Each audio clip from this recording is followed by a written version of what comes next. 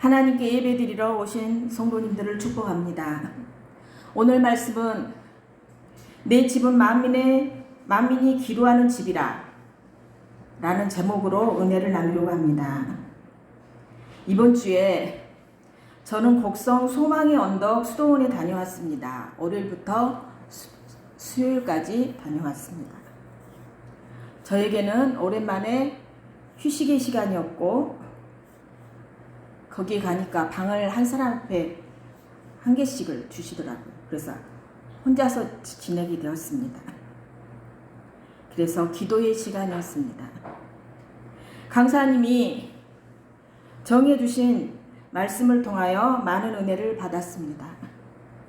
거짓 자아를 버리고 기도의 소굴로 들어가서 참 자아를 회복하라는 말씀. 저도 좀 성격이 민감한 성격이라 이리저리 누군가에게 들려오는 소리가 있으면 스트레스를 많이 받습니다. 스트레스를 많이 받고 그것을 해결하기까지 좀 시간이 걸립니다. 혼자서 고민을 많이 합니다.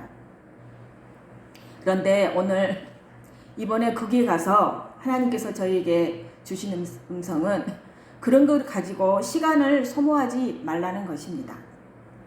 지금 내 눈앞에 한 영혼이 저렇게 죽어가는데 그거 갖고 시간을 소모하지 말라는 것입니다.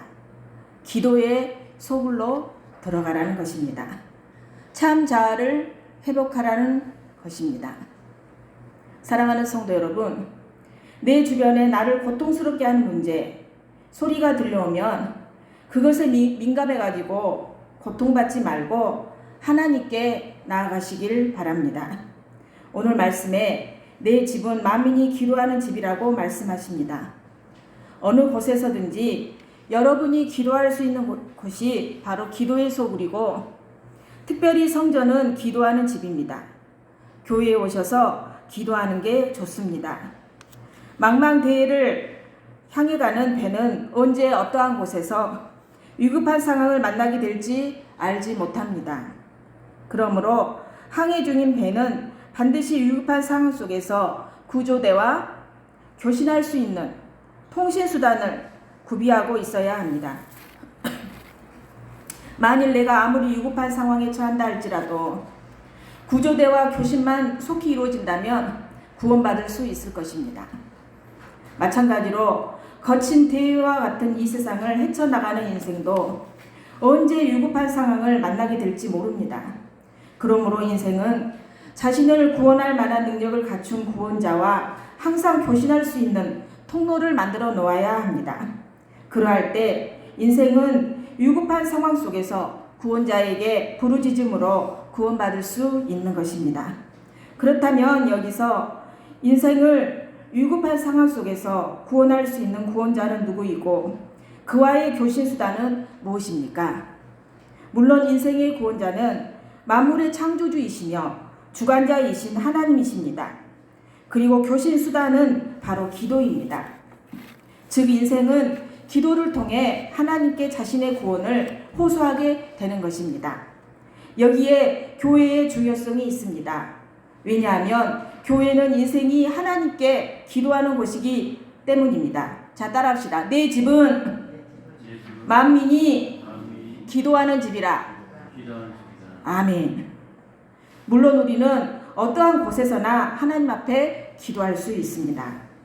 그러나 이 세상에서는 세속적인 잡음으로 하나님과 온전한 교신을 하기가 쉽지 않습니다. 저도 기도가 제일 잘 되는 곳이 교회더라고요. 집에서는 좀 앉아서 내 방에서 기도를 해보려고 하면은 침대가 딱 있으며 거기서 누워서 잠이 자고 싶습니다.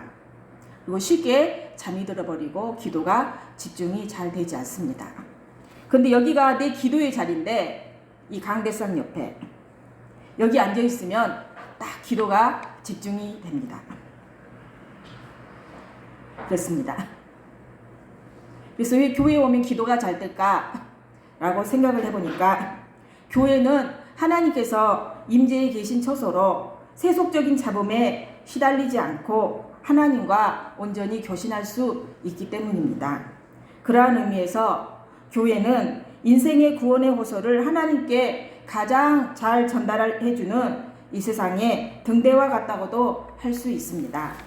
그러므로 성도 여러분, 거친 세파에서 시달리며 고통을 당하고 계십니까? 죄악의 어둠 속에서 갈 바를 몰라 방황하고 헤매이고 계십니까? 교회로 나와 구원자 하나님께 기도하시기 바랍니다. 구원의 응답을 받게 될 것입니다. 첫 번째로 타락한 종교인들입니다. 15절에서 16절 말씀 보니까 그들이 예루살렘에 들어가니라. 예수께서 성전에 들어가사 성전 안에서 매매하는 자들을 내쫓으시며 돈 바꾸는 자들의 상과 비둘기 파는 자들의 의자를 불러 부시며 아무나 물건을 가지고 성전 안으로 지나다님을 허락하지 아니하시고. 예수님께서 쫓아내신 매매하는 사람들은 절기를 지키기 위해서 예루살렘을 찾아온 사람들에게 희생제사를 드리는데 적합한 흠이 없는 희생제물을 파는 사람들이었습니다. 돈 바꾸는 자들은 이들은 절기를 지키기 위해서 예루살렘에 온 순례자들이 갖고 있는 그리스 동전이나 로마 동전을 유대교 지도자들이 성전세를 내는 돈으로 적합하다고 공인한 유대 동전이나 두로 동전으로 바꾸어 주었습니다. 예수님은 희생제물을 판매하는 사람들이나 환전하는 사람들, 비둘기들을 파는 사람들을 내쫓으시고 그들의 좌판대를 뒤엎으셨습니다. 16절에 보니까 아무나 물건을 가지고 성전 안으로 지나다님을 허락하지 아니하시고. 이것은 장사하던 사람들의 전대나 판매를 목적으로 가지고 다니는 물건이나 기구 등을 가리킵니다. 예수님은 이득을 위해서 매매하는 것과 같은 물건들이나 방식을 제한하심으로 성전의 거룩한 특성을 잘 보존할 수 있도록 촉구하셨습니다. 타락한 종교인들은 하나님을 경외하지 않았습니다.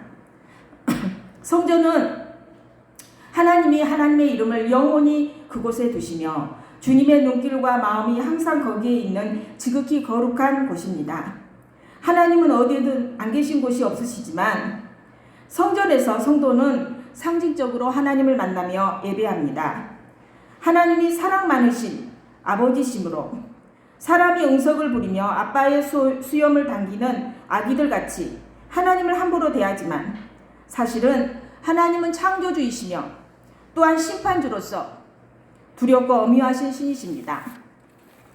여호와 하나님이 사람의 마땅한 본분으로 요구하시는 것은 여호와를 경외하며 그 도를 행하고 그를 사랑하여 마음을 다하여 뜻을 다하여 주님을 섬기는 것입니다.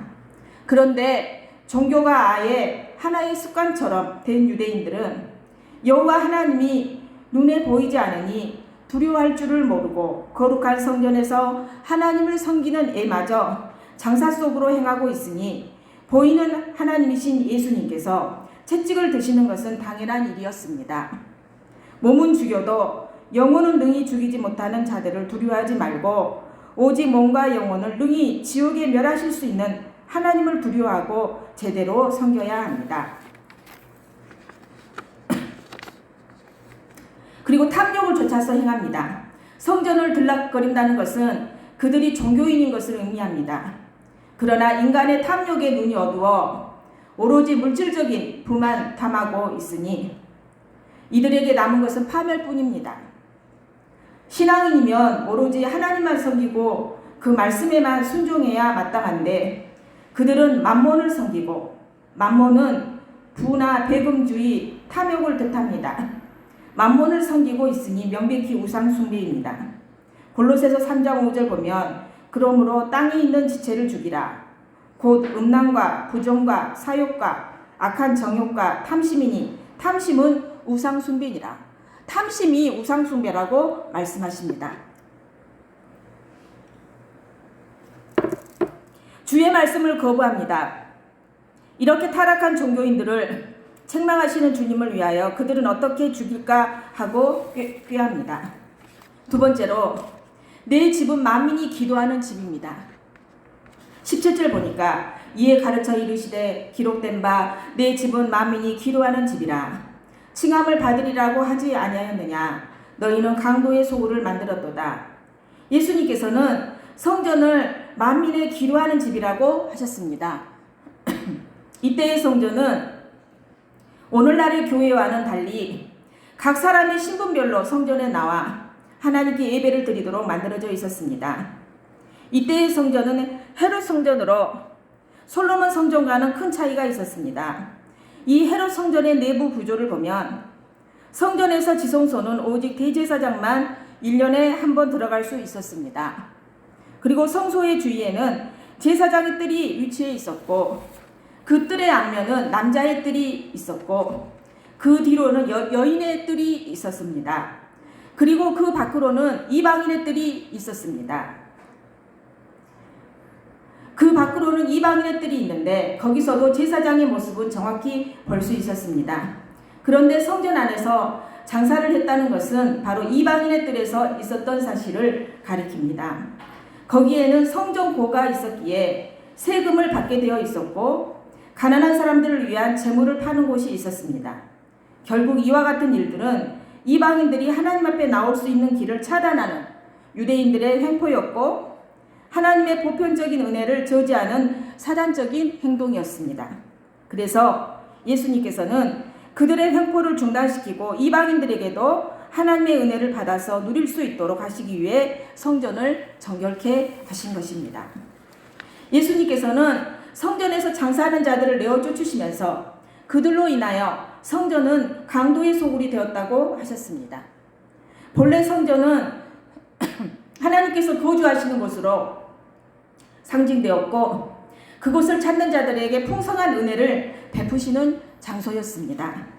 특히 이때의 성전은 이방인들이 자유롭게 출입할 수 있는 뜰이 있어서 그 구조 자체에서 종교의 보편성을 나타내었습니다. 그럼에도 불구하고 성전은 제사장이나 서기관들에 의하여 합법적인 강도의 소굴이 되었고 하나님의 성전은 더러워졌습니다. 오늘날에는 우리 자신의 성전도 이처럼 더러워졌음을 가슴 아파해야 합니다. 외식하는 신앙을 가지고 겉으로는 거룩한 체하지만 그 속은 하나님을 떠나 각종 악행을 일삼는 자가 될 때가 많다는 것입니다. 또한 솔로몬의 성전 기도에 보면 솔로몬의 성전 기도가 열왕기상 8장과 역대하 6장에서 나오는데 매우 장엄하고 중요한 장면으로 기록이 되어 있습니다. 이 기도는 단순한 축복의 말이 아니라 하나님 앞에 드리는 깊은 신앙 고백이고 성전의 본질과 하나님의 백성이 어떻게 살아가야 할지를 선포하는 기도입니다. 솔로몬이 여호와의 제단 앞에서 이스라엘의 온 회중 앞에서 손을 펴 하늘을 향하여 이릅니다. 하나님의 위대하심과 신실하심에 대한 찬양을 합니다. 하늘과 땅에 주와 같은 신이 없나이다. 주께서 주의 종 내 아버지 다윗에게 하신 말씀을 지키사 이렇게 고백합니다. 바로 하나님은 언약에 신실하신 분이라고 고백합니다. 그리고 하나님의 임재를 갈망합니다. 하나님이 참으로 땅에 거하시리까 하늘과 하늘들의 하늘이라도 주를 용납하지 못하겠거든 하물며 내가 건축한 이 성전이오리까 그러나 내 하나님 여호와여 주의 종의 기도와 간구를 돌아보시며 이곳을 향하여 비는 기도를 들으십시오 라고 기도합니다. 하나님은 무한하시지만 우리의 기도를 들어주시는 분이십니다. 그리고 백성의 삶에 다양한 상황 속 기도를 하고 있습니다. 하나님, 사람이 죄를 지었을 때 우리는 죄인입니다. 우리가 죄를 짓기도 합니다. 사람이 죄를 지었을 때 회개하면 용서해 주시라고 기도합니다. 그리고 적에게 패배했을 때 주께 돌아오면 구원해 주십시오 라고 기도합니다. 가뭄이 들었을 때 하늘을 닫지 마시고 비를 내려주십시오 라고 기도합니다. 여러분 요즘에 우리나라가 어떻습니까? 오늘은 좀 비가 좀 내린 것 같아요. 네, 그래 막 물이 없다고 하네요.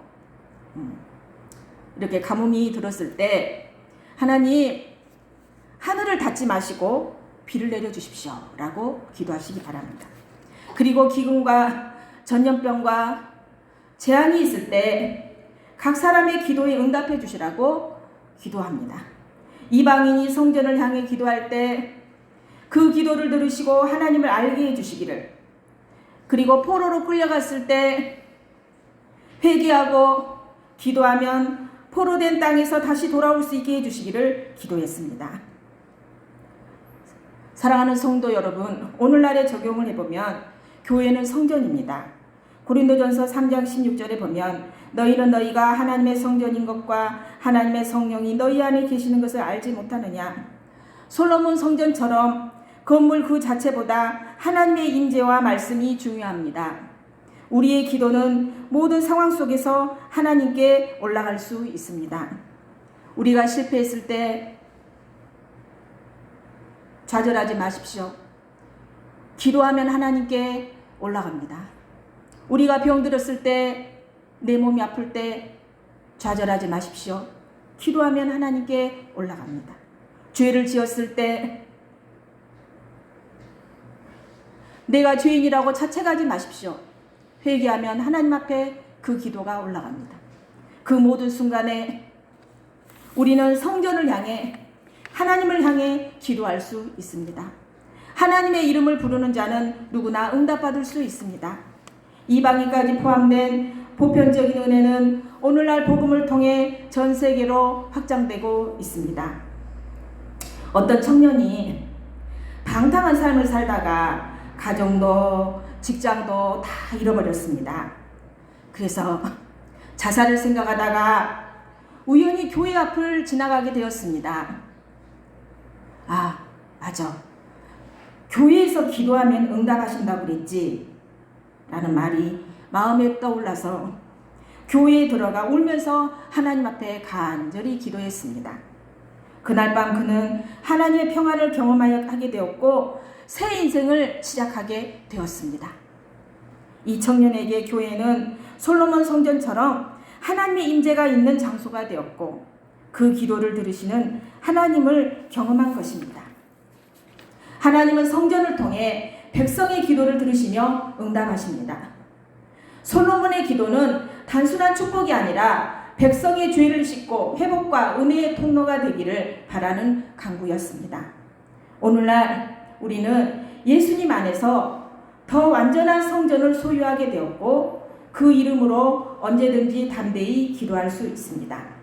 역대하 7장 14절 보니까 내 이름으로 일컫는 내 백성이 그들의 악한 길에서 떠나 스스로 낮추고 기도하여 내 얼굴을 찾으면 내가 하늘에서 듣고 그들의 죄를 사하고 그들의 땅을 고칠지라 이렇게 말씀합니다. 사랑하는 성도 여러분, 내 집은 만민의 기도하는 집이라고 말씀하십니다. 오늘날의 교회, 오늘날의 성도는 어떻습니까? 예배는 드리지만 기도는 하지 않는 삶, 교회는 다니지만 회개는 하지 않는 신앙, 교회는 프로그램으로 가득한데 성도는 기도하지 않는 모습. 예수님은 오늘도 말씀합니다. 내 집은 기도하는 집이라. 아멘. 성전은 오늘날 건물 그 자체가 아니라 성도 한 사람 한 사람입니다. 너희 몸은 너희가 하나님께로부터 받은 바 너희 가운데 계신 성령의 전인 줄 알지 못하느냐. 여러분, 내 안에 기도가 살아있습니까? 교회 공동체 안에 기도의 불이 꺼지지 않고 있습니까? 하나님은 기도하는 자를 찾고 계십니다. 하나님은 기도하는 교회를 통해 이 시대를 회복하십니다.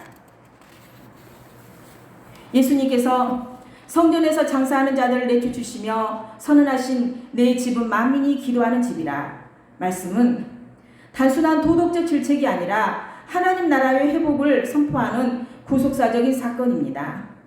예수님은 참 성전을 회복하러 오신 메시아이십니다. 구약의 성전은 하나님의 임재와 백성의 중보를 상징하는 장소였습니다. 그러나 이 성전은 점점 타락해지고 본래의 목적을 잃어버렸습니다.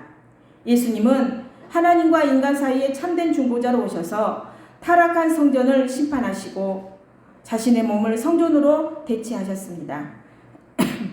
요한복음 2장 19절에서 21절 보니까 예수께서 대답하여 이르시되 너희가 이 성전을 헐라 내가 사흘 동안에 일으키리라. 그러니까 유대인들이 깜짝 놀라서 말합니다. 이 성전은 46년 동안에 지었는데 내가 3일 동안에 일으키겠느냐? 이렇게 말합니다. 그러나 예수는 바로 성전된 자기 육체를 가리켜 말씀하신 것입니다. 예수님 자신이 새로운 성전이시며 십자가와 부활을 통해 우리로 하여금 하나님께 직접 나아갈 길을 여신 것입니다. 만민이 기도하는 집은 복음이 열방으로 확장된다는 구속사의 선언입니다. 예수님은 이방인의 뜰이 장사꾼들로 인해 기도하지 못하는 상황을 지적하시면서 이사야 56장 7절을 인용해 복음이 이스라엘을 넘어 만민에게 열릴 것을 예언하셨습니다. 내 집은 만민이 기도하는 집이라 일컬음이 되리니 아멘. 이제는 그리스도 예수 안에서 너희 이방인도 하나님께 나아감을 얻으느니라. 성령을 통한 새로운 성전 공동체의 탄생입니다. 예수님께서 부활하신 후 오순절에 성령님이 임하셔서 믿는 자들이 성전이 됩니다. 이제 성전은 건물이나 제도가 아닌 그리스도 안에 있는 성도들의 공동체, 곧 교회입니다. 그리고 그 교회는 기도로 하나님과 교제하며 세상을 위한 중보자가 되어야 합니다. 기도드리겠습니다. 하나님 감사드립니다. 귀한 말씀 주셔서 감사드립니다. 하나님, 내 집은 만민의 기도하는 집이라고 하였는데 하나님 앞에 나와서 제대로 기도하지 못했습니다. 하나님 용서해 주시기를 간절히 원합니다. 저희들이 날마다 하나님의 교회를 찾고 날마다 이곳에 와서 하나님을 부르며 하나님을 만나며 우리 성도들과 우리 가족들과 교회와 나라를 위해서 중보 기도하는 저희들이 되어줄 수 있도록 인도해 주시옵소서. 예수님 이름으로 기도드립니다. 아멘.